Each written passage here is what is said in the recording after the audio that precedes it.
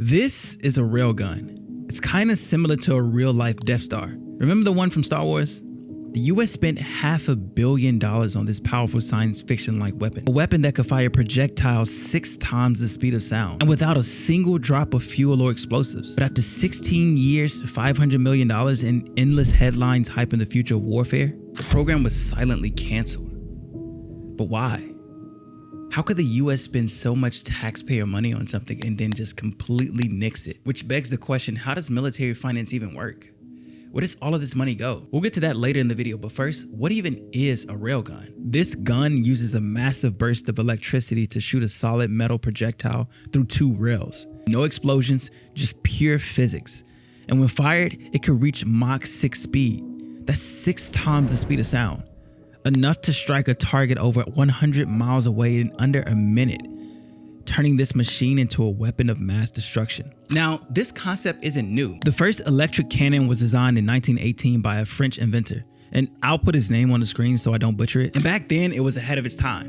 And even now, it's still too ahead of its time, but the US Navy decided to give it a try. So in 2005, they began one of the most expensive projects in military history. Officially, the US never revealed the full cost, but defense analysts estimate the price tag to be somewhere around $500 million.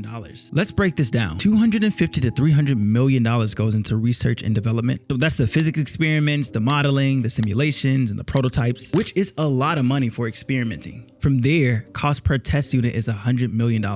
Meaning one gun costs $100 million, which is pretty expensive considering that the barrels might only survive 30 shots before breaking. And then you have 25 to 50K per shot. And this isn't counting the cost of the test facilities, staff, engineers, defense contractors like Base Systems and General Atomics. As you can see, this thing got really expensive really quick. There is kind of a method to the madness because compared to the Tomahawk missile, which cost $1 million per shot, the railgun was supposed to be the future. So why kill the project? Before we get to that, let's zoom out and understand how something like this gets funded. To get a full understanding, we have to take a peek into the economics of military power. America has the biggest military budget in the world.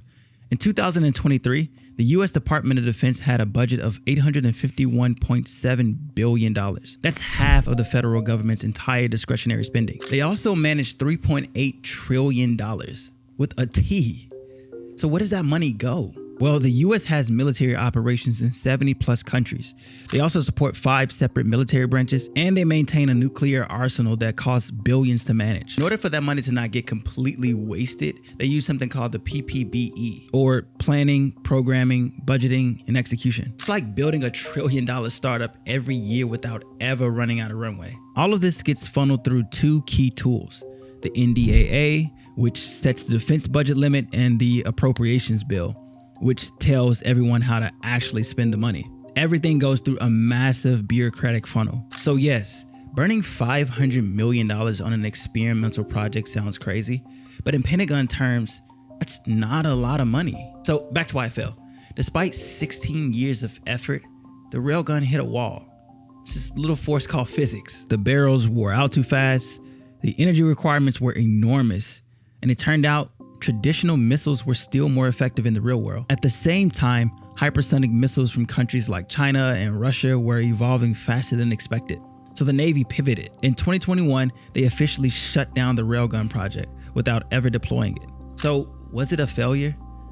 Not exactly, because part of the railgun's R&D are now being retooled for next-gen missile defense and electromagnetic launch systems on aircraft carriers. And Japan, on the other hand, has managed to pull it off, which sparked talks of the US potentially partnering with Japan, but there's been no updates on where things are. The railgun may have never fired in battle, but it reveals something far more powerful than the weapon itself.